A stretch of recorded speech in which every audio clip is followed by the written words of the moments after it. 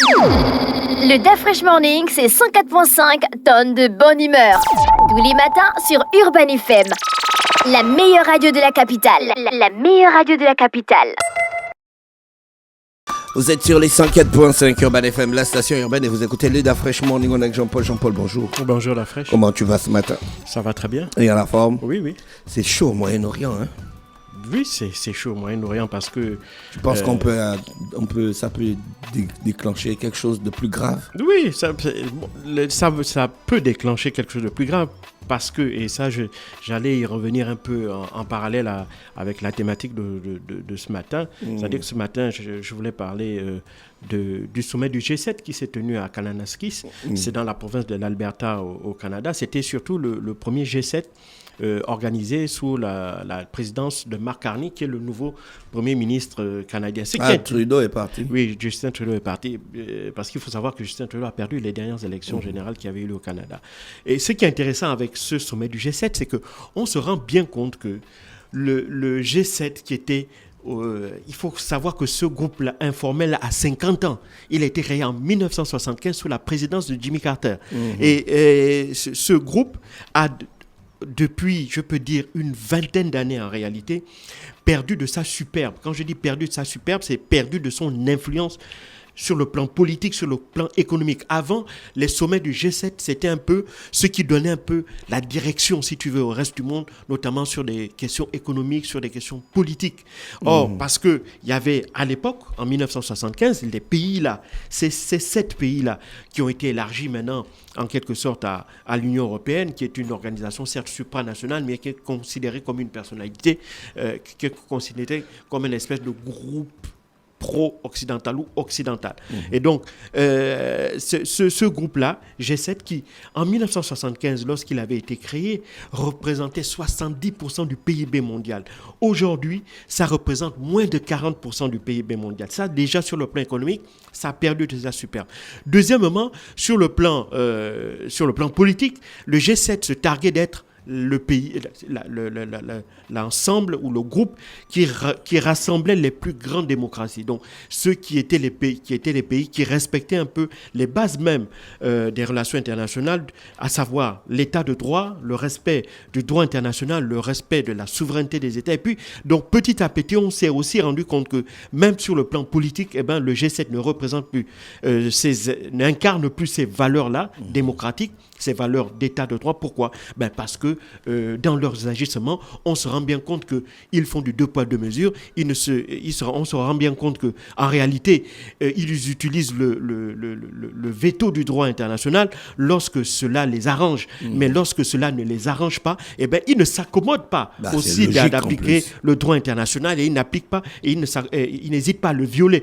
Et ils continuent, malgré cela, à vouloir se donner, si tu veux, la parure d'être ces pays-là qui continuent d'incarner ces valeurs et de vouloir continuer à donner des leçons au reste de la planète. Alors que l'on voit bien qu'au bout de 50 années, le G7 a perdu en influence, a perdu en intérêt. Parce qu'avant, on attendait avec beaucoup d'impatience le communiqué final du G7. Parce que c'est ce communiqué final qui allait un peu, pour les 12 mois qui suivaient, on allait voir un peu l'orientation politique que prendraient ces 7 pays-là. Et puis, à côté, à partir de ces orientations politiques, en réalité, le reste du monde s'alignait sur ces orientations. Aujourd'hui, on se rend même compte qu'il n'y a même plus de communiqué. Vous vous rendez compte? Ils ne sont même plus capables de s'entendre sur un communiqué final. Parce que la rencontre de Kananaskis a accouché en vérité d'une souris. Même si Mark Carney, avec ses homologues occidentaux, ont essayé après de rabibocher des choses. Ils ont essayé de... Et Donald Trump est parti en cours du sommet. Il est parti, et ça, je vais expliquer pourquoi.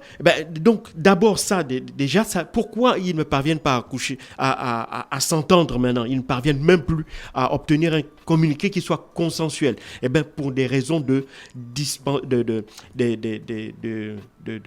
divergence profonde, voilà, de divergence profonde, notamment entre les États-Unis d'une part et le reste des autres pays du G7 d'autre part. Les États-Unis veulent la fin du multilatéralisme, enfin la fin de l'unilatéralisme, la fin de ce système où ce sont eux qui dominent un peu tout, ce sont eux qui sont chargés de faire veiller le respect du droit international, d'être le gendarme du monde. Eh bien, les Américains n'en veulent plus parce qu'ils estiment que ce système-là, en fait, c'est une arnaque. C'est eux qui payent en ayant une grosse armée qui est là pour assurer la sécurité d'autres pays qui refusent d'investir dans leur propre sécurité. C'est eux qui payent parce que c'est eux qui sont le moteur de l'économie mondiale. Enfin, c'est ce qu'ils considèrent et que donc les autres pays, en quelque sorte, lorsqu'ils regardent la balance commerciale, eh ben, en fait, s'enrichissent sur le dos des Américains. C'est comme ça que Donald Trump perçoit le monde actuel. Et donc, pour lui, l'unipolarité, c'est quelque chose, en réalité, qui est une arnaque pour les Américains parce que les Américains sont les plus grands perdants.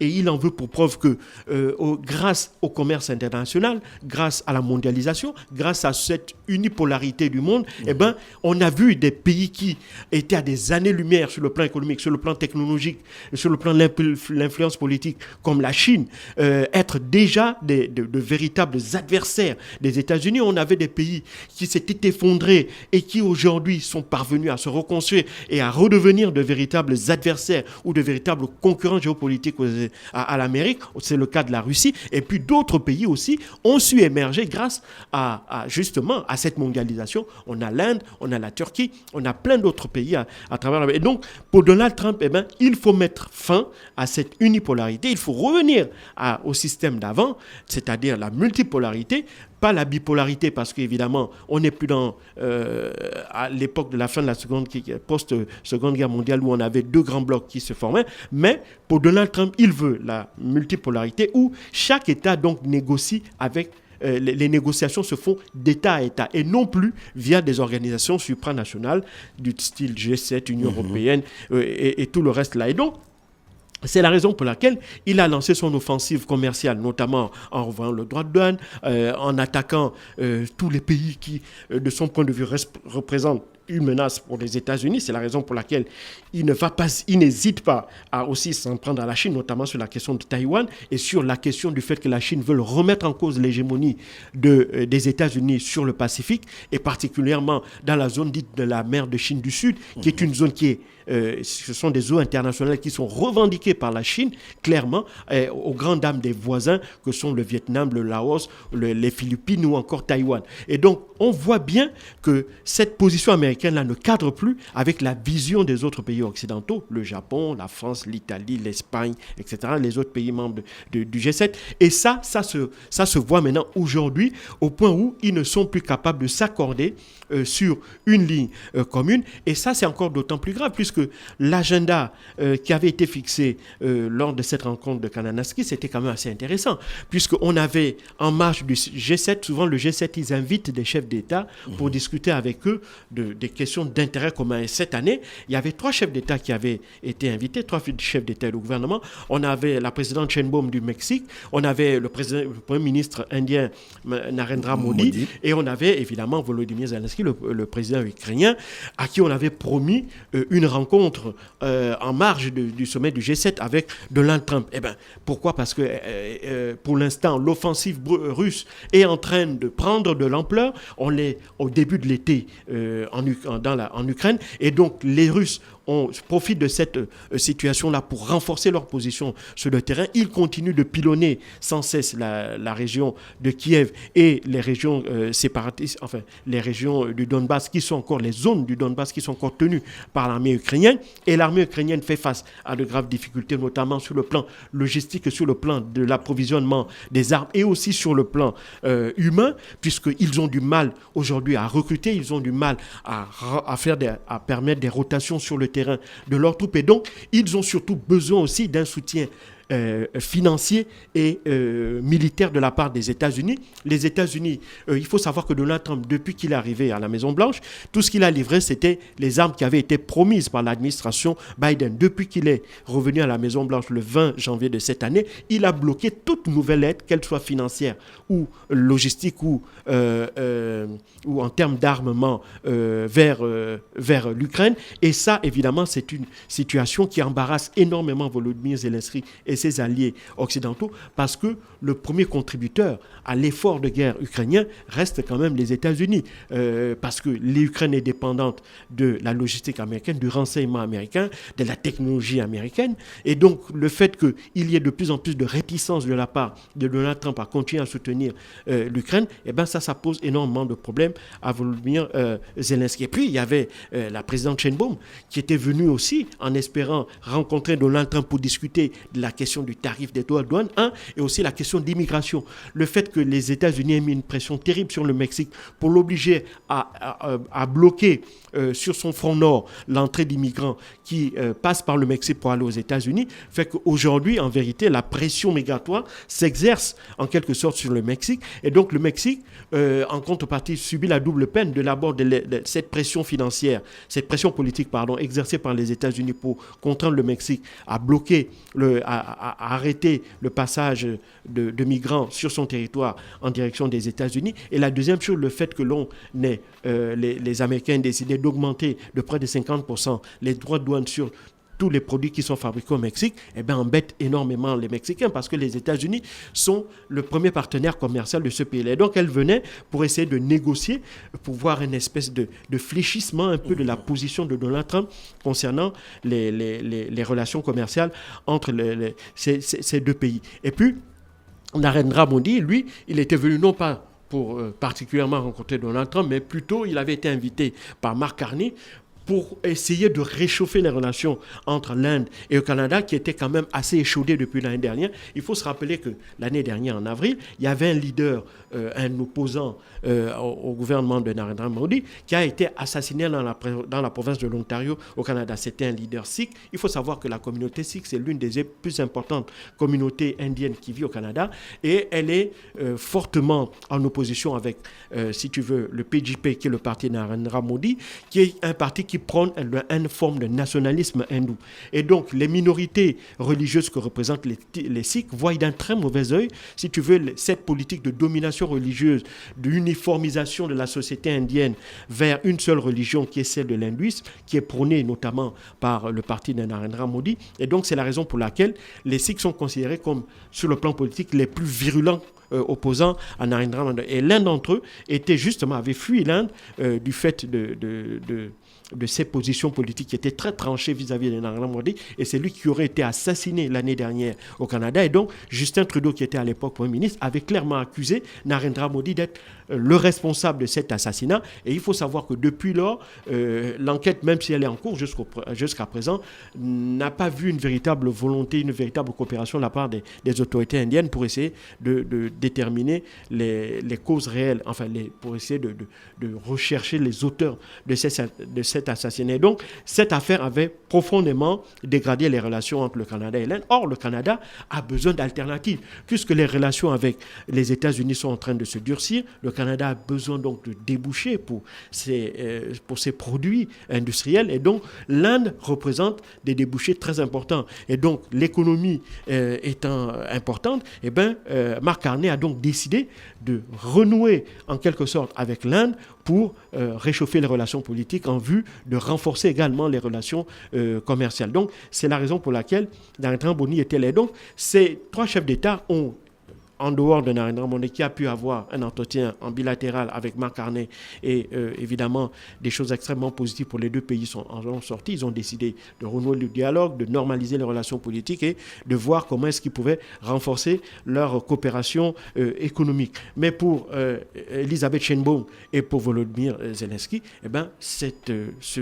ils ont fait un déplacement quasiment pour rien, parce que Donald Trump n'est même pas resté jusqu'au terme de la conférence qui devait durer 2 jours. En réalité, il n'a mis que 24 heures au Canada. Il est reparti précipitamment aux États-Unis. Pourquoi ? Parce qu'il il a convoqué une réunion de son Conseil national de sécurité de toute urgence. Pourquoi ? Parce qu'en réalité, le combat que mène Israël en Iran ne se passe pas tellement bien pour les Israéliens. Il faut savoir que pour la première fois, Israël est véritablement frappé sur son territoire par la guerre. Il faut savoir que depuis 1973, la guerre des 6 jours, qui est le dernier grand conflit qu'Israël avait mené, durant près de 52 ans, Israël n'avait en réalité jamais été menacé sur son territoire. En réalité, c'est Israël qui passait son temps à mener des guerres offensives vers les pays voisins. Et pour la première fois en 52 ans, Israël n'a plus jamais affronté une armée régulière, c'est-à-dire l'armée d'un État. En général, elle affronte des organisations, des milices en réalité. Le Hezbollah au Liban, le djihad islamique, que ce soit en Cisjordanie, le Hamas à Gaza, ou bien les Houthis au Yémen. Ce ne sont pas des armées au sens propre du terme, ce sont des groupes armés, ce sont des milices. Et donc ces milices-là n'ont pas des mêmes capacités en termes de logistique, en termes d'armement ou en termes de mobilisation humaine qu'ont l'armée israélienne. Et donc ça fait que pour la première fois, Israël est face à une véritable armée, parce que là, en s'attaquant à l'Iran, il s'attaque au gouvernement iranien, à l'État iranien, et donc ils font face à l'armée iranienne. Ça, c'est le premier gros changement qu'il y a là. Le deuxième changement, c'est que l'Iran a quand même une capacité de nuisance qui est considérable, avec un système de drones, il possède des missiles balistiques, et on a bien vu que le dôme de fer, qui était vanté durant des décennies comme étant un système infaillible, qui garantissait une sécurité maximum au territoire israélien, notamment dans les grandes villes comme Tel Aviv ou Jérusalem, on voit aujourd'hui que ce n'est plus le cas, parce que aujourd'hui les Iraniens ont parfaitement fait la démonstration que c'est un système qui semblait performant parce que l'on ne l'avait pas poussé à ses limites. Or là, l'Iran arrive clairement à montrer que le système du dôme de fer a des failles. Et bien ces failles, c'est au niveau de la massification. Lorsqu'on fait des attaques massive sur un point, et ben, rapidement le dôme de fer se sature, et là, à partir de cette saturation-là, il y a des missiles qui parviennent à passer entre les deux. Et c'est la raison pour laquelle l'Iran a mis en place une stratégie qui est très efficace, c'est-à-dire qu'il commence par envoyer des milliers de drones, et ces milliers de drones-là vont entraîner le déclenchement du système de anti-missiles du dôme de fer, qui est constitué, j'en avais parlé ici, en fait, de l'assemblage d'un côté de radar et de lance-missiles. Et donc, une fois que les radars ont repéré les projectiles, eh ben, ils déclenchent les missiles. Et donc, ces drones-là vont enclencher le lancement des missiles. Et puis après, derrière les drones, une fois que les missiles sont passés, eh ben, ça fait que le temps de reprise pour remettre d'autres missiles et repartir, eh ben, il y a un temps de latence là, et c'est pendant ce temps-là que maintenant les missiles balistiques sont envoyés. Et c'est ces missiles balistiques ensuite qui percent, si tu veux, le dôme de fer, et qui parviennent aujourd'hui à causer d'énormes dégâts dans les grandes villes israéliennes comme Israël ou encore Tel Aviv. Donc, on voit qu'aujourd'hui, Donald Trump a dû partir précipitamment parce qu'il y a une solution. Il faut trouver une solution. Israël est en danger. La question maintenant que tout le monde se pose, c'est est-ce que les États-Unis vont s'engager vers le conflit? Dans un premier temps, Donald Trump avait dit non, que Israël avait pris seule l'initiative de cette opération et qu'elle s'en sortait très bien. Mais on voit au bout de 4-5 jours que ce n'est plus aussi vrai que ça, et donc que les Américains sont maintenant tentés de vouloir rentrer dans le conflit avec un risque de déflagration de cette guerre-là dans la région. C'est ce qui fait qu'aujourd'hui, évidemment, les yeux sont véritablement tournés vers l'Iran et Israël. Merci Jean-Paul pour l'actualité internationale ce matin sur les 104.5 Urban FM, la station urbaine dans l'Uda Fresh Morning, le réveil matinal le plus haut de la capitale, sur la radio la plus haute de la capitale. Le Da Fresh Morning, c'est 104.5 tonnes de bonne humeur. Tous les matins sur Urban FM. La meilleure radio de la capitale. La meilleure radio de la capitale.